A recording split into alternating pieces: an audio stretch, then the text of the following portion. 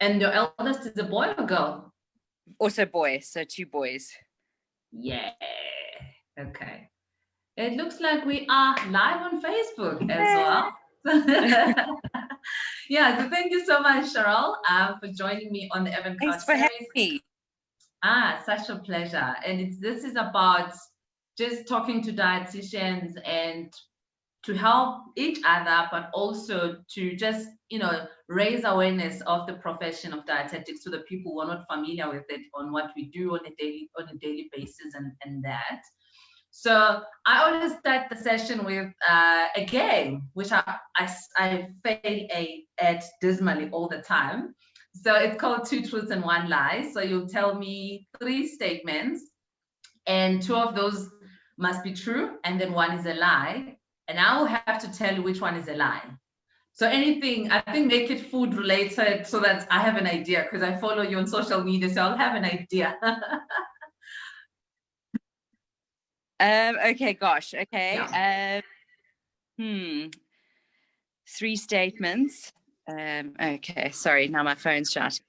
There we go. Let me just grab this. Technology is not always my friend, ironically. No, you're not the only one. All of us. And 5 months into it, it's still a mission. Sorry. Let me just quickly plug this into charge. Okay. Let's think of 3 statements. I am vegetarian.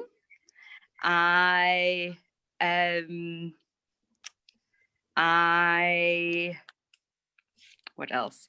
I am a meal planner, and I focus on family meals in terms of. I can tell you quickly which one is a lie there. Yes. The fact that you're vegetarian is a lie. That's the one. Oh, you know where it gets confusing for me is I'm listening, but I'm listening to hear which one is a lie, and then as I'm about to tell you which one is a lie, I then say the one that is just like confusing, but I got it right. You are definitely not vegetarian. Yes, yeah, no, we're trying to eat more plants, but not vegetarian. Yeah. You grew up in KZN, right? KwaZulu-Natal. Yes. Is that where you studied your dietetics as well? Yes, Maritzburg. Same as you. Yeah. Yes. But before I'm just an old lady. Pardon me? I'm just an old lady. Don't say that. I think I was born before you got there. Before we indulge in this, I'm looking forward to this conversation because you are like an inspiration for myself. Yeah. So we'll get into that. But I want to quickly read your bio. Okay. So Cheryl Meyer is a dietitian and a food blogger. She has worked in a variety of areas in dietetics, currently focusing on neonatal ICU patients and nutrition communication. So ladies and gentlemen, Cheryl Meyer. So as a dietitian, Cheryl also has a platform called Dish and Delights, which we're going to indulge on and talk about. Don't be fooled by such, a short bio kind of statement. This woman is experienced in dietetics. But I think the best place to start is why dietetics? Why did you even consider studying to be a dietitian? I think it was like standard 7 biology high school days, we had to do, it was like a whole list of topics, and you had to pick out one topic to research in a little group and hand in a project. And my friend and I did the one that was looking at nutritional needs of pregnant women. And I just thought this was absolutely fascinating. And so from there, I sort of started investigating what the options were in terms of studying food and health, and landed up with dietetics. Okay. Yeah. And you, as you were saying previously, you then went to University of KwaZulu-Natal. Yeah. And how was that experience being a dietetic student? Any things that like pop up in your mind when you remember those days? Gosh, so well, when I went to study, I didn't realize that I think last I checked, there were 11 places that you can study dietetics. I had no idea. I only knew of 3, and two of them, there was a possibility of having to do first year chem and Afrikaans. So I was like, okay, no thanks. Chemistry is going to be hard enough in English. So yeah, that's how I landed up in Maritzburg. And Maritzburg is a sort of unique in terms of studying dietetics, in my opinion, because you're not on the medical campus, you're on the School of Agriculture and Agribusiness. Yeah. so it's I think our experience of varsity and is a little bit different to dietitians who studied elsewhere. 100%. I studied there, as we were chatting earlier, that it's different. I mean, you are down there at Agric, you hardly ever see people, and most of the time you come out of the food science practicals, and it's dark if it's winter. I remember very well. And I stayed in Malherbe, which was further up campus, so closer to the shopping centers. So you're walking through the campus and people are already gone, and you're like, oh my God, this is such a lonely life with your white coat on. Where did you stay while you were at UKZN? I stayed at the Y. So yeah, the YWCA, as in like Y for girls. Yeah, that one. So across the road from finance.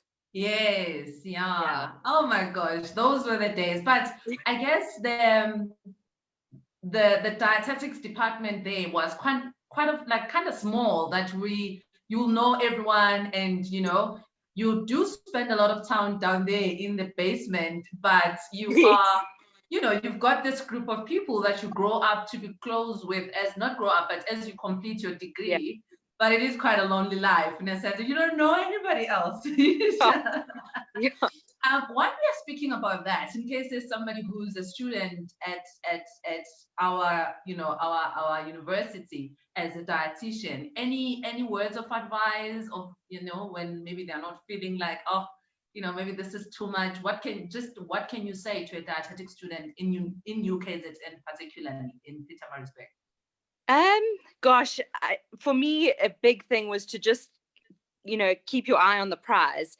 First year was really hard, doing, and I mean, I suppose this applies anywhere, but doing the chemistry and the physics, you like sitting there asking yourself, what have I signed up for here? This is really not what I had in mind. But yeah, if you can just push through and get to second and third year, it's becomes a lot clearer in terms of sort of niching down and getting into what you really signed up for. I think I love that, because you go from dietetics down at Agric, and I mean, your maybe nutrition 101 or those type of courses we used to attend at Agric, and then you have to go to a big lecture hall in main campus and do chemistry. And that is quite hectic. And all the students, because they are in the main campus, most of them, they know each other. And here we are, like, we just like a small group, and people are looking at almost all girls. We had one guy. Almost all girls, and one guy who's our friend, and now, from studying dietetics, you definitely have built a name for yourself, and now you've got such extensive experience as a dietitian. What is your favorite? I know this is like not fair, but what would you say is your most preferred area of work in your case as a dietitian? I know it's a very unfair question, but I'm just throwing it out there. Well, I mean, I think the big thing that I would want to say to anyone still studying is, I would probably say about 80 to 90% of what I've done since I graduated, I didn't realize that we could do as dietitians. So just to be very aware as you're studying and, you know, go out into ComServe and look, you know, going forward, it's a very big wide world, and there are lots and lots of opportunities and areas that we can work. So to just be aware of that. I mean, I absolutely love the blog, but in terms of clinical work, neonates wins hands down. So Oh yeah. yeah. I often work at, pardon me? As I said, that's the win for me. Yeah. Well, for me, the scariest thing you can give to me as a clinical dietitian is neonates. Oh no. Babies? No. I've done it all, but neonates, I often come for other dietitians in hospitals during the holidays. And I remember this one particular day, last holidays, I think December, and I got a neonatal referral in obviously in NICU, and it was on a Friday afternoon, and I lost my mind. And I'm calling the dietitian. I'm like, I have a referral. Next time you can call me, we'll calm you down. You'll be fine. I then learned that it's not bad. It was just, I think for the longest of time, I had not calculated requirements and all that for a baby that I had forgotten. It's the numbers are so small. It's very intimidating. Yeah. You know, after calculating, I'm thinking, really? Just 10 meals? Really?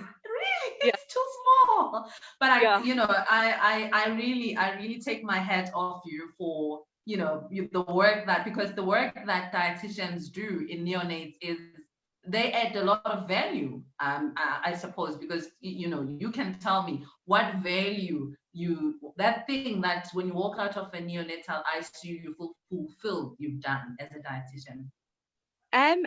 They do so well. They really do. You know, with adults and you know, older patients, you know, often it's not always good news, and you know, they you know, don't always, you know, just get better and go home kind of thing. You know, you're dealing with chronic conditions and all sorts of other factors. With the little prem guys, they do so well. And my absolute best is when they've hit we target 2 kilos. And when I'm there, when they go home, it's just so exciting. Oh. You've got 2 boys of your own, right? Yes, yeah. Yeah, and the youngest is 10 months. So how is that? I mean, boys are a handful, children are a handful. How do you manage with children and, you know, that balance with your practice and, you know, being self-employed basically as an entrepreneur? I mean, when you're a dietitian in private practice, that's what you are. So tell me about that. How has it been for you? Lockdown's been a circus, but normally I'm quite lucky in that my husband works shifts. So between the two of us, and our older son is 3, he goes to school now. So between him going to school, husband's shifts, I'm able to carve out some time for my work. But I would definitely describe myself as part-time working. So so mainly mom at this phase of my life, and then part-time with that. I think it's such a greatest blessing to be able to do that, you know, to be able to be full-time with the kids and then part-time be doing the work. And then obviously the roles get switched whenever, where you become full-time on the other side and part-time on the other side. But I think when you're at the point when you can be, as a businesswoman, be at peace with yourself, that it's okay when I'm going through a stage where I'm now full-time mom and part-time business. And I think for me, that is the biggest struggle. I even if it's for one day, I'm guilty the whole time. I'm thinking, should I be spending this time in the house? Or maybe should I be out there, you know? But I guess that's what I want to do as well, just to be at that level where you are at, where it's okay. and you're Yeah. fine, and you're saying it's all right. It's not the end of the world. Well, and like you say, it's phases within your life and your career, where you can ramp certain things up and dial other things back. Yeah, yeah. And you were telling me that you breastfed your last boy, the 10-month baby. Yes. And last session or the episode I had, it was with another dietitian, and she was talking about her breastfeeding journey. And often when a mother is being told you need to breastfeed your baby, and that comes across as if you're just imposing and you don't know anything. And sometimes I find that it helps if we have experienced it ourselves and we know the Absolutely. challenges. Yeah. Absolutely. So what sort of like challenges in your case did you experience, and how did you overcome it when it comes to breastfeeding? Yeah. So I was absolutely hell-bent that I was going to breastfeed, with the first one, absolutely hell-bent. Like, we didn't have a single bottle in the house. There was, no backup tin of formula, nothing. I was adamant. This is how this was going to go.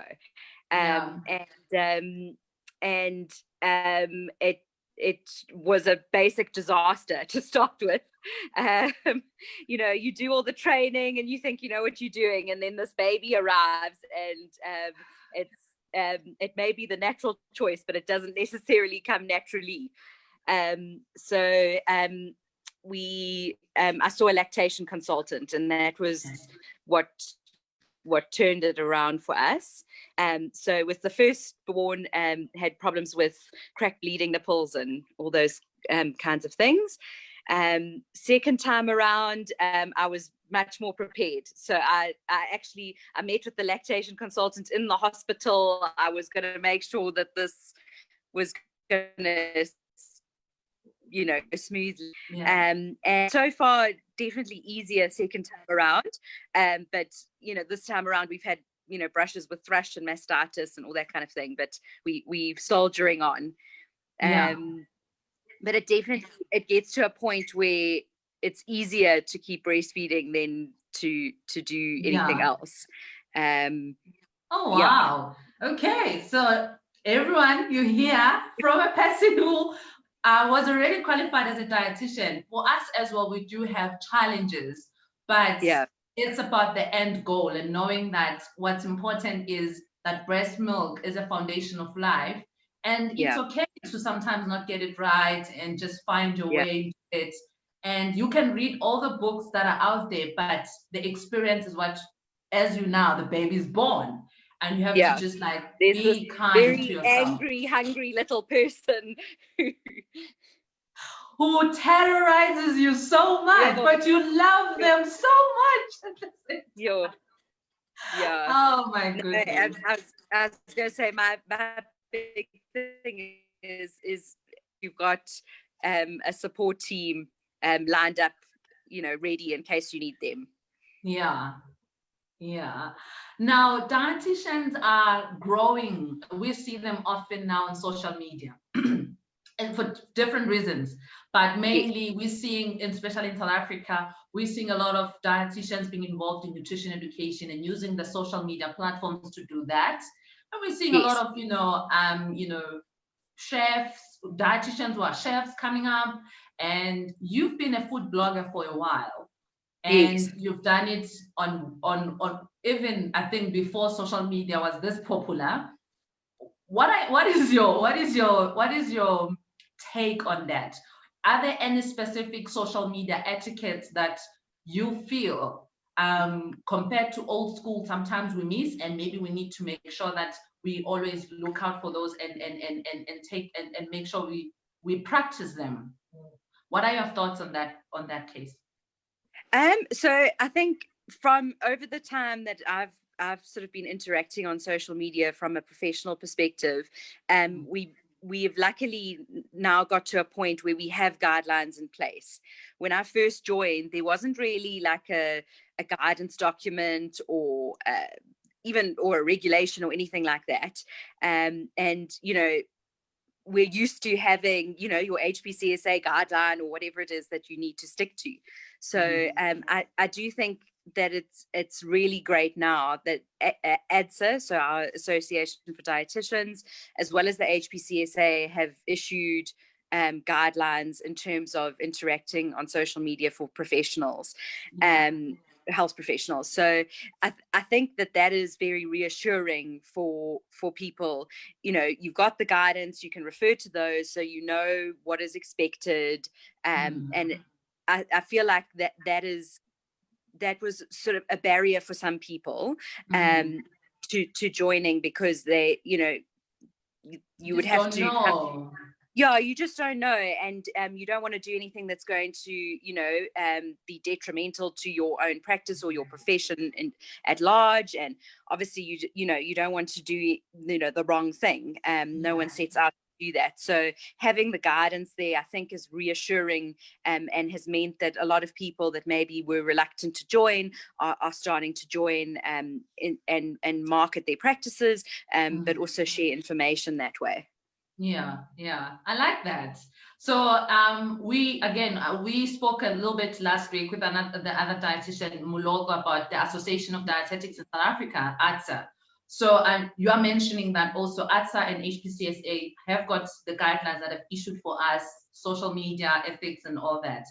What do you think it's important for dietitians to be part of the association, firstly? And you know, do you think, as a person who's been a member of ADSA for a while, what sort of value do you think it adds when a dietitian is part of the ADSA network? So I've been a member since I think I joined as a student. So we're looking at like 15 years now. Don't expose your age. I'm kidding. I was going to say, who are we kidding? The lockdown grays give me away.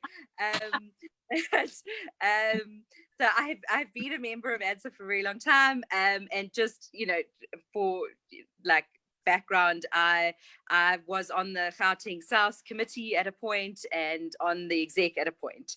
So that gives you kind of a background.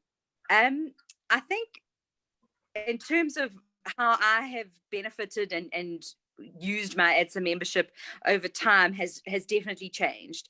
But so when I first joined, I used to use it primarily as a way to get CPD points, and as a way to meet people. You know, I came out of KZN and did my ComServe up here in Gauteng, and I think there were only 3 of us who came from KZN. So I didn't know anyone.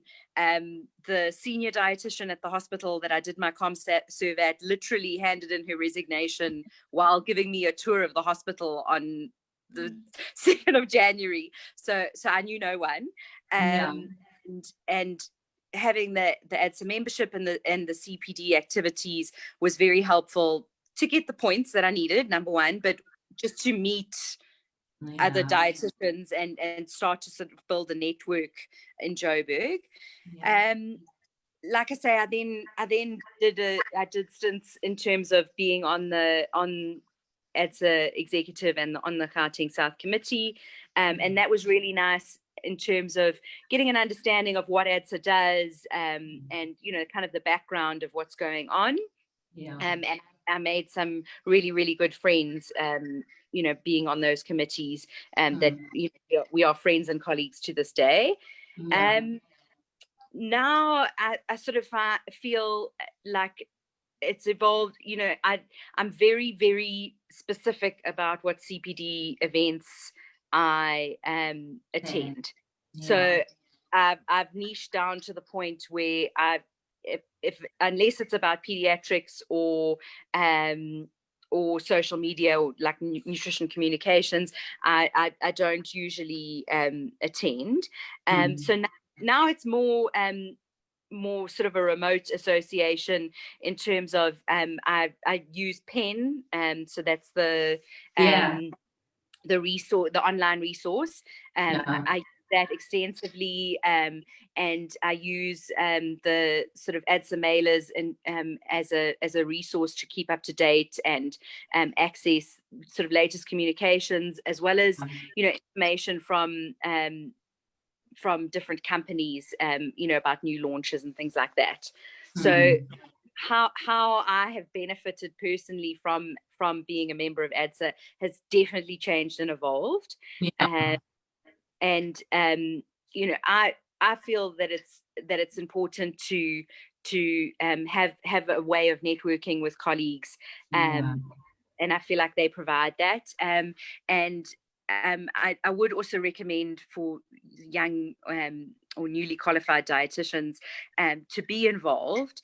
And it's a really good way to give back to your profession, but also a really good way to get to know dietitians who work near you or do similar work to you, and kind of build up a support network, because private practice can be very lonely.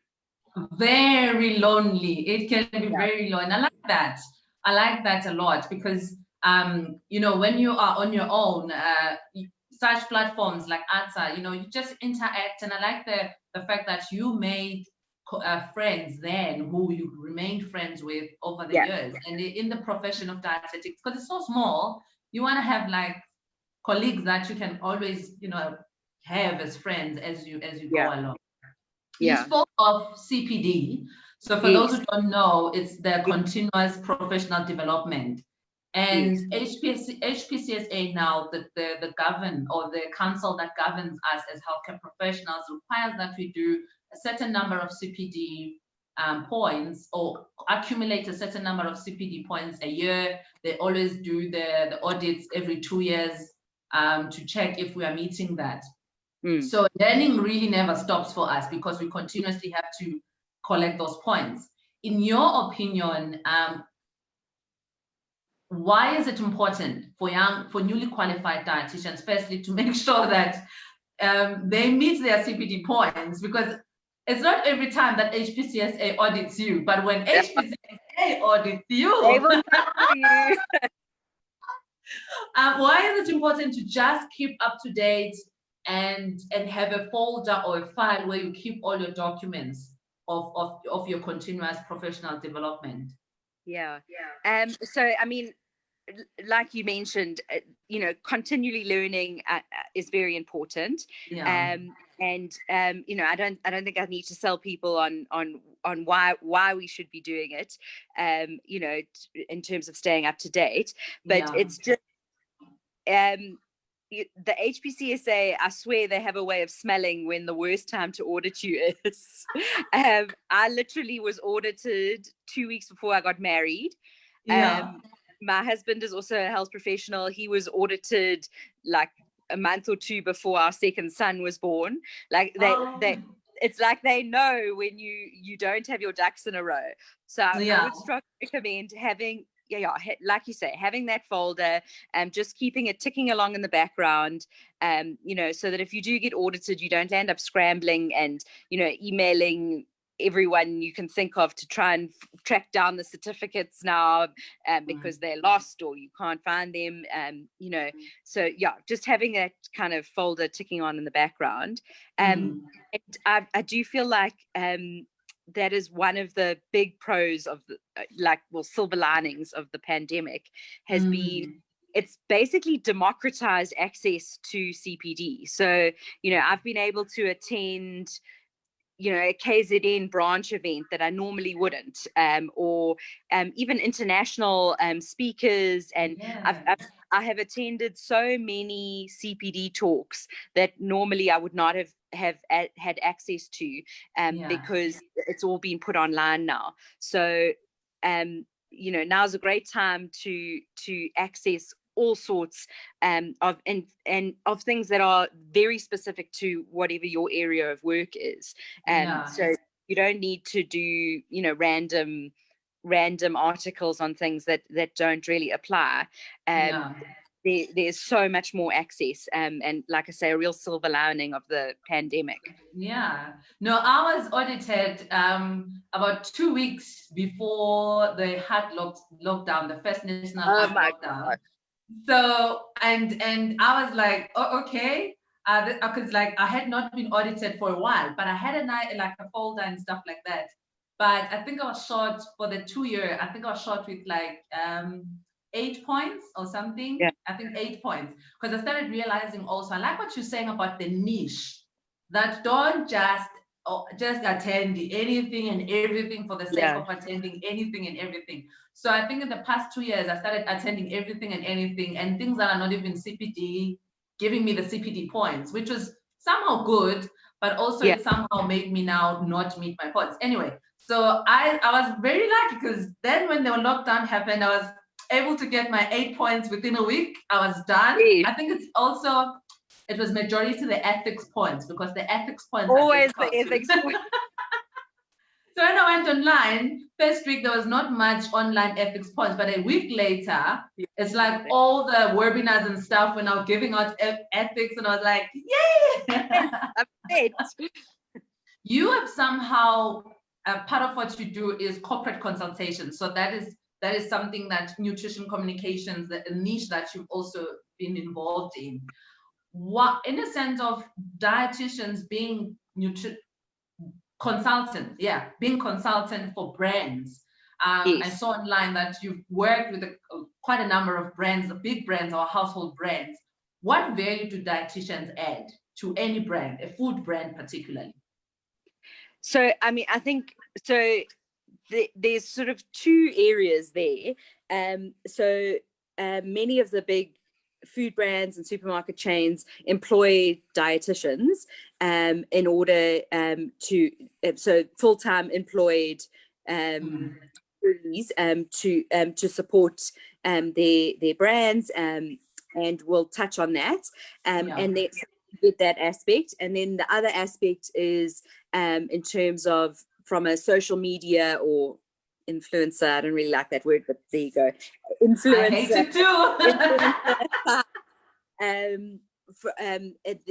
And working with either a chef or a dietitian or mommy blogger, influencer of any description, and with a brand. So in terms of brands, you know, it's absolutely valuable having a dietitian on staff in terms of assisting with product development, working with the various teams in terms of the regulations, and working with all the various teams within the company in terms of health education for them, to support the production of good food.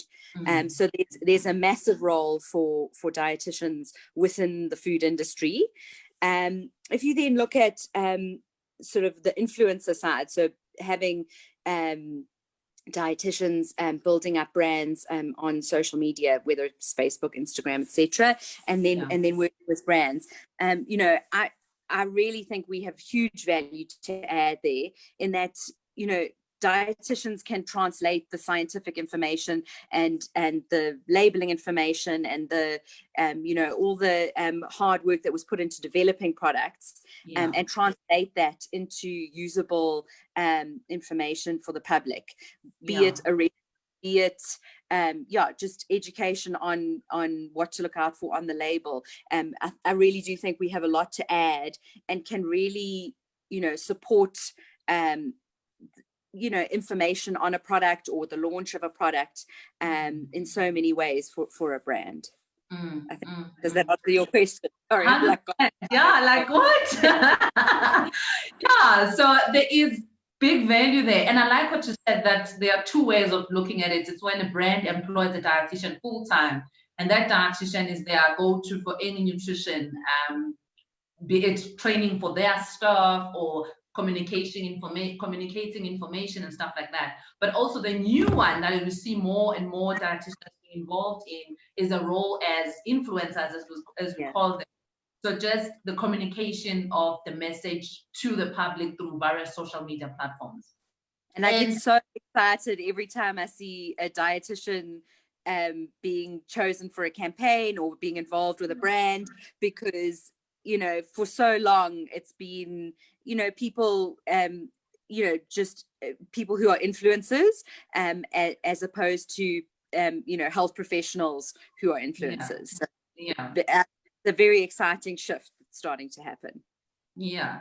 One thing that I've noticed is that when I'm working with a brand, for example, you find that you have to state that it's a paid partnership on social media, either Instagram, or you have to state it so that it's clear.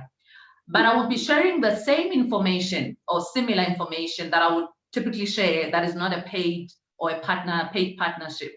But I've often seen that when I've stated that it's a paid partnership, my followers, I'm gonna call you guys followers, but they don't like the post, or they don't engage with that post as compared to on my unpaid, my normal posts.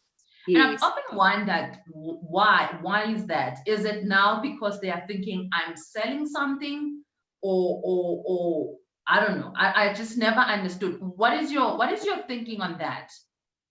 I think your level of transparency is absolutely that is the gold standard. I mean, that is what we need to do. I think it's unfortunate. I think that, you know, it's got to a point where there's so many influencers, and there's so many that promote so many things, you know. So you'll go to a person's page, and if you actually look through the posts, it's paid, sponsored, ad, after, you know, all of them, you know, and I think that can kind of lead to sort of fatigue within your audience, you know. So I think it's something that will, over time, your following will come to understand more, because of your consistent transparency. So the fact that you are always very clear with what is paid, and also very clear that it's, you know, despite the fact that it's paid, it is still your opinion. 100%, yeah. It's the products that, as a dietitian, I can use, but also I can encourage my clients to use. It's not, I wouldn't just pick up something just because, you know. So I think that is important, that the public needs to understand that when a dietitian is involved, it is something that we can stand by it. You know, it is just not, you know. Well, this is the thing, is you know, you are, and I think also being transparently saying no a lot more than you're saying yes. So you know, the partnerships or the work that you're doing actually represents a very small percentage of what you're being approached with, and that is because you know, you are applying your own criteria and making sure it's the right fit, and being transparent. So I think it's something that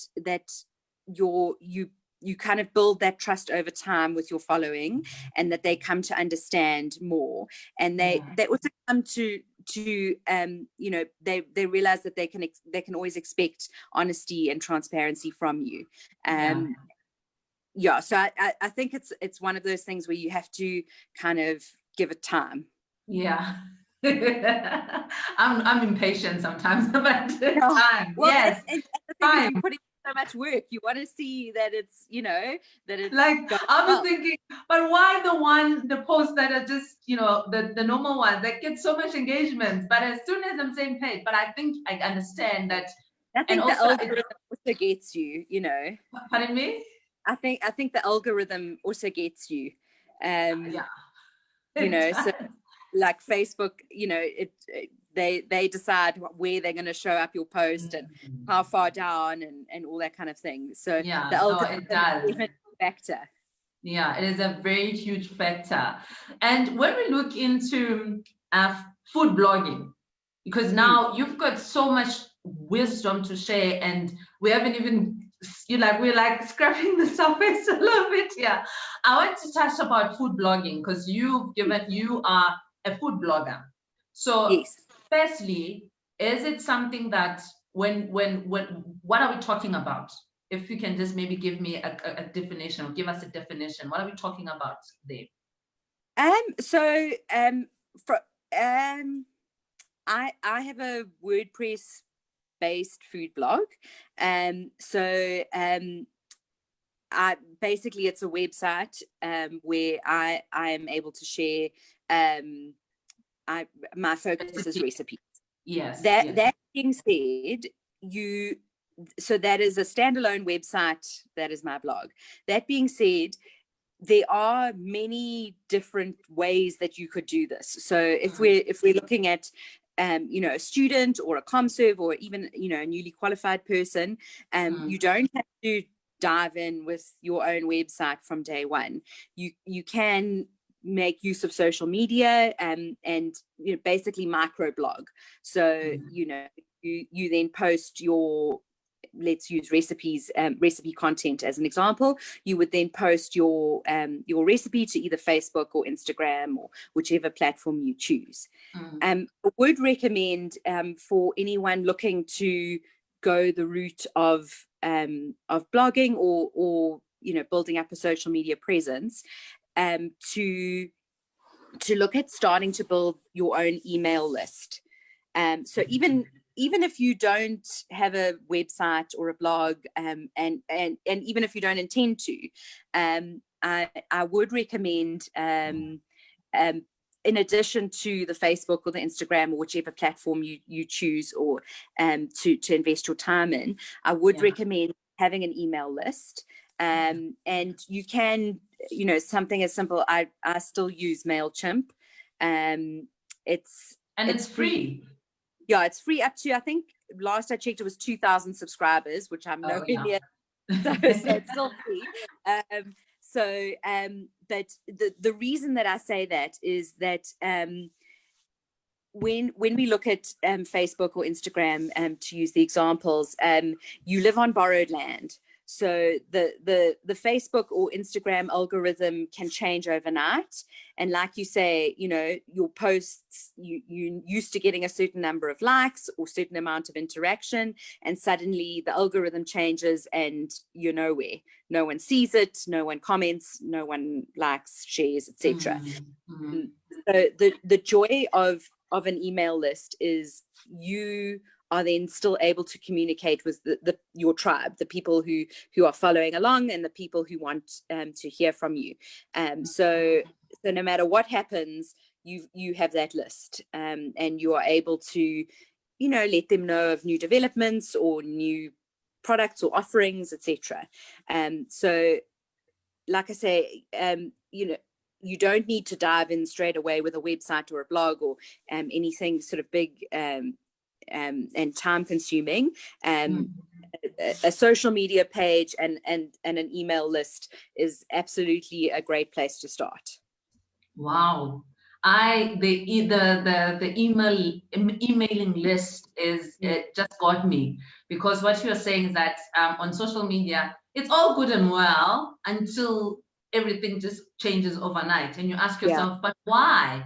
And to be honest, I'm going to reflect a bit on that, because when that changes, you feeling like maybe the quality of my work has changed.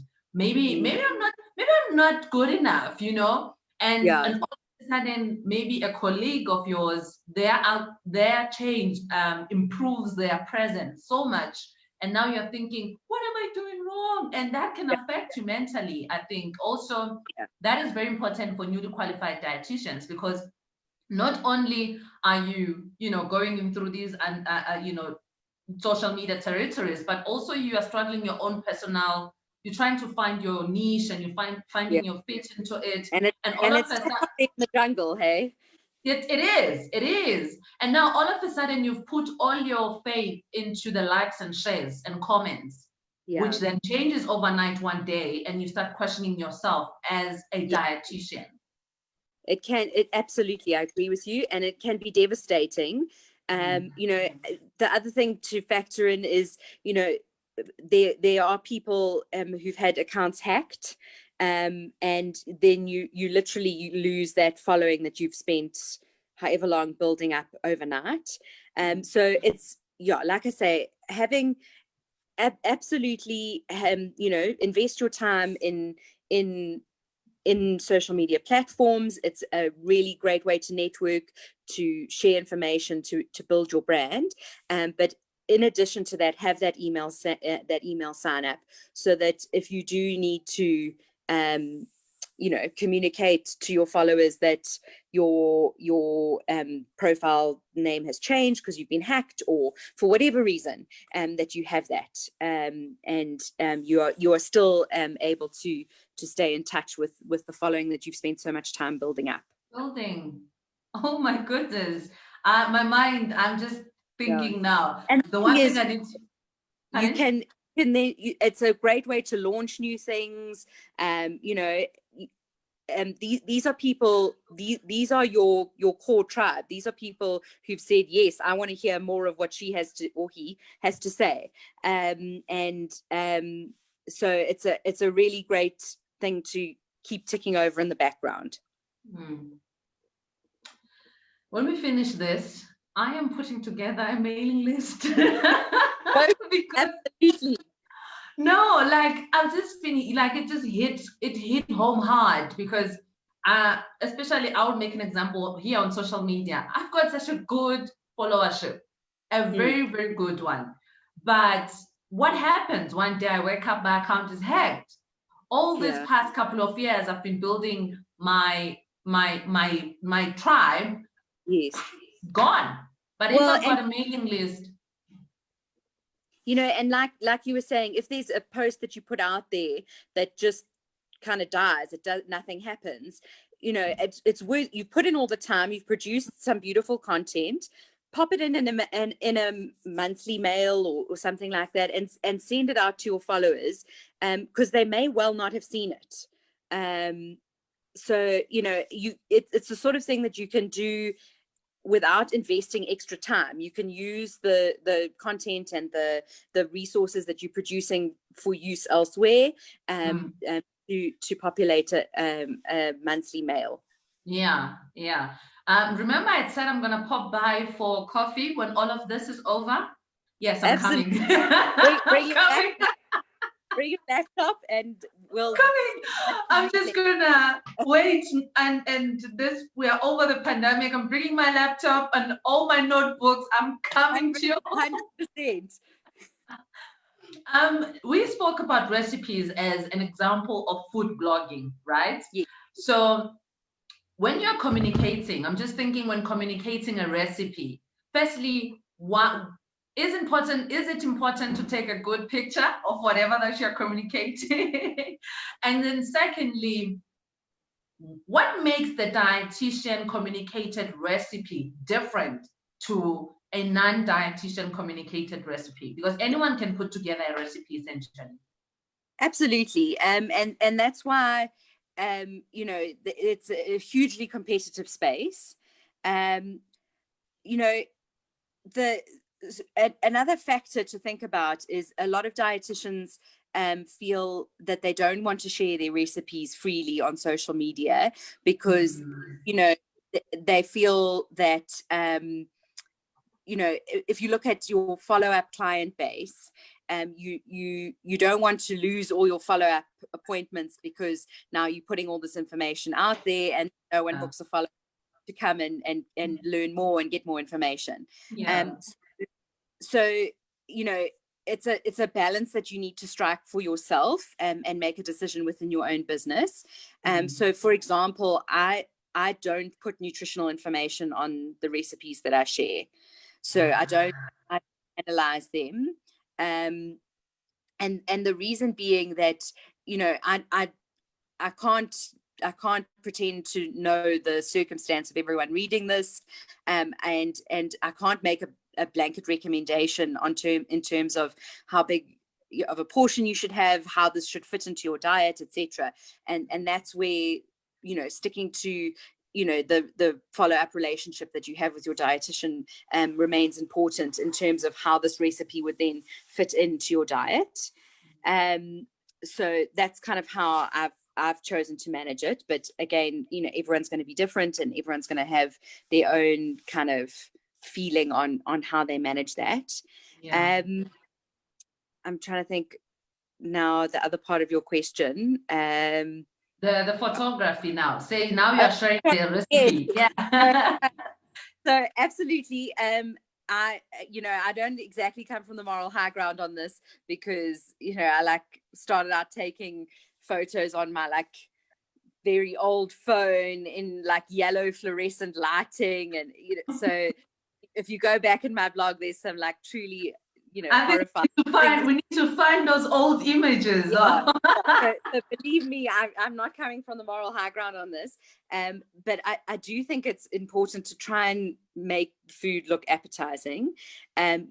What you're essentially selling your recipe. And so if it doesn't look appetizing or appealing, it's very difficult to then expect someone to save your recipe and go to the trouble of making it. So that photo needs to visually appeal to sell that. Yeah. That being said, I doubt many dietitians have the budget to be employing stylists and photographers and doing expensive shoots for recipes. There's absolutely nothing wrong with taking photos yourself. I predominantly personally still use my phone. So in terms of fellow dietitians, even dietetic students, etc., it is well within your reach to produce a appealing photo to use on social media. I actually, so I'm sitting in my bedroom. This next to me is my styling boards, and so my recommendation is look for the best natural light in your house. That happens to be my bedroom. It's very often not your kitchen, so just bear that in mind.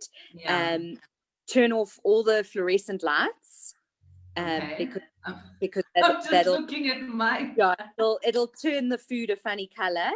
So turn off the fluorescent lights, find the best natural light. So I can see where you're sitting, there's a window on the one side of you. This side, yeah. Yeah, so you could take your lunch and pop it next to the window. Use some way of bouncing the light off. So if you were going to take a photo of your lunch now, pop your plate of food next to the window and then take either a piece of white cardboard or a white piece of paper to use that to bounce the light off, so that you don't get big shadows on your plate, and then you take a photo. And that way you don't get a super yellow or a super blue photo that kind of blows out the food and makes it look funny colors and generally unappealing. So just finding some light and using natural light, you can then grab a absolutely fine photo to share on social media, that'll be visually appealing, and to promote what your message or your recipe. Yeah. Oh wow! I think I like the practical tip of taking a picture. I haven't had lunch, so I'm gonna try. I'm gonna actually try that when I have lunch now and see how it looks like. Pop it to the window, turn off the lights, use a piece of paper to remove some of the shadow. You A for away. Yeah, and I guess that's another area of social media that I personally haven't found that confidence in the image thing, the food picture or food photography. No, because there's people who style their food and they make a living out of that. And absolutely, and you get and they produce beautiful work, and they absolutely do wonderful things. In terms of getting sort of 1 to 2 social media posts a week out, as a young new dietitian, or even an established one, you don't have the budget to be having photo shoots to produce content. So if you are able to produce the content in-house, that's a real win. If we're looking at producing a recipe book or a bigger project, then that's where I would then spend the budget on getting help. But in terms of photos for your newsletter or photos for weekly social media posts, I would definitely use the resources available on the internet to get to a point that you're happy with the photos you can produce. And I'll pop there's some lovely resources for shooting on your phone. Yeah. Oh wow. And I guess those were the because I was now thinking about, I'm sure surely you've got some apps or something, those type of hacks. And yes. And I think that it is something that I would like, once we've had our offline conversation. I mean, I need to prick your brain first, and then and then those are the things I can put out as well for other dietitians in the very near future. Pop in the comments. Yeah. I can send you some links. Absolutely. Please. All right. Oh my goodness. So my biggest worry, I mean, I can go on for the longest of time, but my biggest worry is your hand, because I really appreciate your time as well. And I'm worried that your hand is not holding my phone. But one of I think this is the second last question, is about, do you then eventually get paid somehow as if you're a dietitian and you now maybe have dedicated your time in food blogging? Does it have any monetary value to your business at any way? What ways will I then be paid? Yeah, so there's a variety of ways. This is still an area that I'm working on and building. So it is a very small part of the sort of revenue part of my business. So there's a variety of ways. And I listen to a podcast regularly. It's the Food Blogger Pro podcast. And I think that I've taken on board a lot of the concepts they talk about, but one of them that I think serves true here is they talk about building your egg carton. So basically, you want to have a variety of different eggs that are bringing an income to your business, and so that they all contribute. And there will be, some things that contribute larger monetary value than others, but the idea is not to rely on just one thing. So you look at your business as the egg carton, and then you build out those eggs. So if we look at social media in terms of revenue generation and building your business, if you have a blog, advertisements is one way that you can generate income. So that would be page views based, and you then serve ads and generate income that way. Consulting work or recipe development work for brands is another avenue.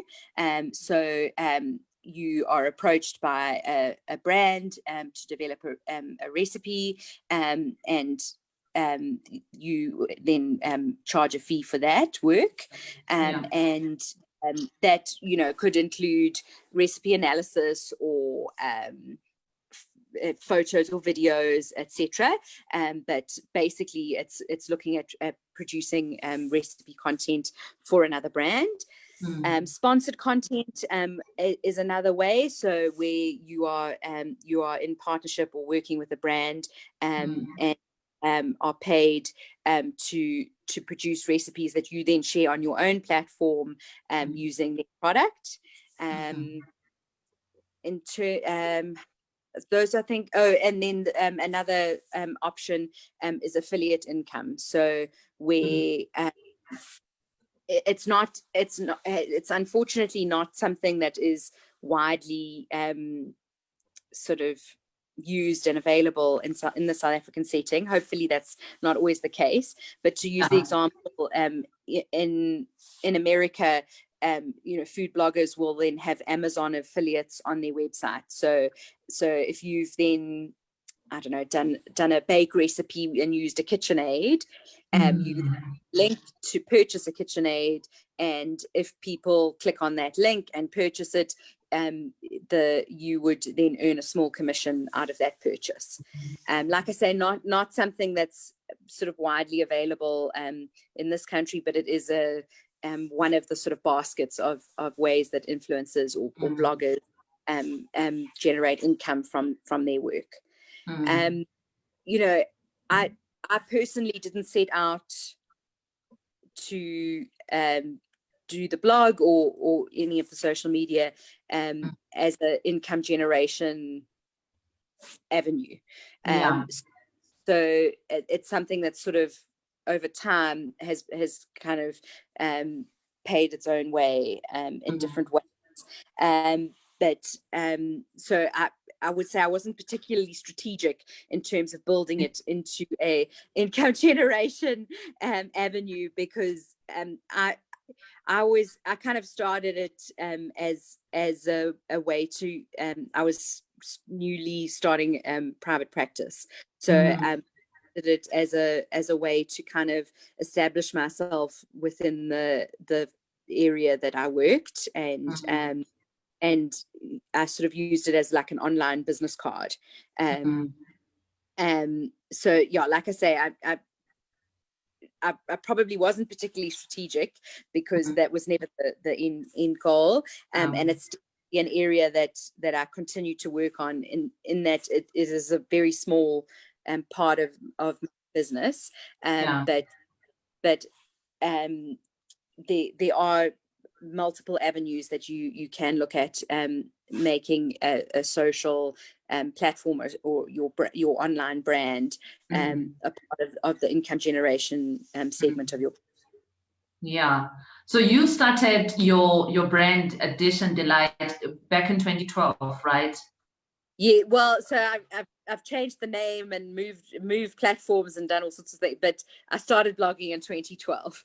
In 2012, okay. And I like, a lot of things that you are saying are very much relatable, but also practical, in a sense of it's not like, fluffing around, okay, what can I do? But you're offering like practical solutions to whatever problems a newly qualified or even an established dietitian might be having. And personally, I've learned a lot. And, you always think, okay, I'm growing, and I like using this word, okay, I'm growing, but such conversations, they enlighten you in a different way of growth that you have not explored. And yeah, so it's been an amazing conversation. Before we end it, when you look into Dish and Delight, where can people find you, your website, those sort of things, if you want to share? No, cool. So it's my social media handles are all Dish and Delight. And the blog is dishanddelight.com. So I'm most easily contactable through the blog, or Instagram is probably where I spend the most time at the moment. But all the social media handles are the same. Just to kind of like the sort of overarching thing that I'd like to impress on anyone watching, be it an entrepreneur dietitian or someone new or even studying still, is don't aim for anything to be perfect before you start. Just start. Because if you wait for perfection, it's never going to happen. So don't, like, I get that it's, and this applies to not just social media or blogging, but in so many avenues of having your own business, start today. Because if you wait for perfection, it's never ever going to happen. So share the maybe less than perfect photo,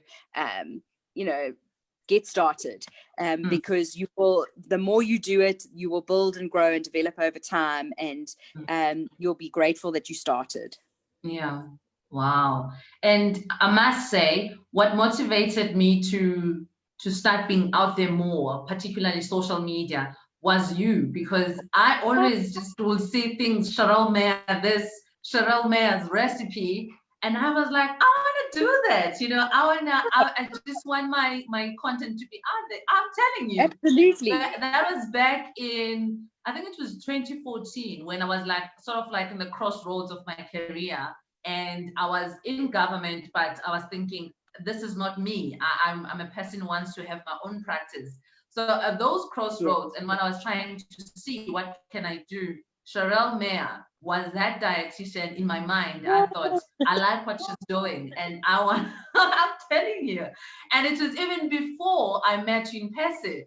So about maybe what, 2-3 years ago, I then met you at an event in person. I was like, oh, I always thought she's like, not scary, but I always thought, you know, when you see somebody so experienced, you think, oh my gosh, they hold themselves so high up that you can't even approach them.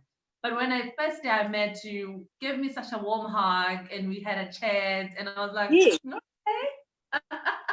I know we are all in the same boat here, and I really firmly believe that a rising tide raises all ships. So the more dietitians that we can get, you know, building their brands and putting themselves out there, and, you know, just, raising the profile of the profession, the better it is for everyone.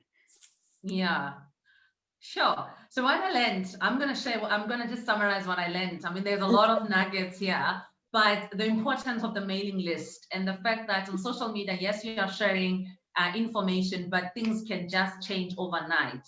But if you are building and have like a platform where people can sign up, and, you know, you share a monthly newsletter, or however way you want to do it, that's important. I also learned that you were talking about the egg cut. So saying that there has to be many streams of income. You can't just rely on one stream. And I guess that's very important, because as dietitians, if you're just waiting for individual clients to walk in or make an appointment, you might wait quite a while. But if you know that that is another way of getting income, but also you've got other ways, blogging or whatever you call it. But also what I like what you said is that when you started your brand, Dish and Delight, you didn't tactically position it for making money. Because I think that I relate to that when we are sharing information, the first thing is about helping people. The first thing is about sharing your expertise and helping people.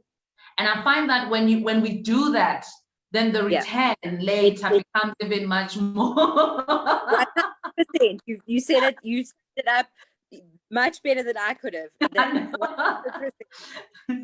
And also the one thing that I got an enlightenment on was perfection, because we wait, you know, and I think if I started doing what I'm doing now, way back when I thought I wasn't prepared because I wanted things to be perfect, I would be far from the goals that I have. But what you're saying is that don't wait for everything to be 100% perfect. Just start. I mean, you were happy to share with us that you've got some images we might find online somewhere of food that are not so. But you have then built this amazing brand, and you've got fantastic, you know, now you've got an equipment where you're able to style your food, but it didn't start there. Because if you waited for that must have taken a couple of years. And how do you build to get to that if you don't start? Because we don't wake up one day and now you're super rich, and okay, maybe if you win lottery. Oh my goodness. The time and the money and all of that is never going to just arrive one day. So start today.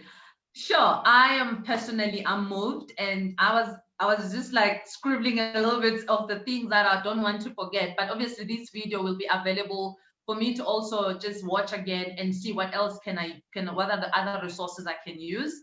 And but thank you so much. I'm so sorry to your boys that I took you from them, but thank you for your time. Thank you.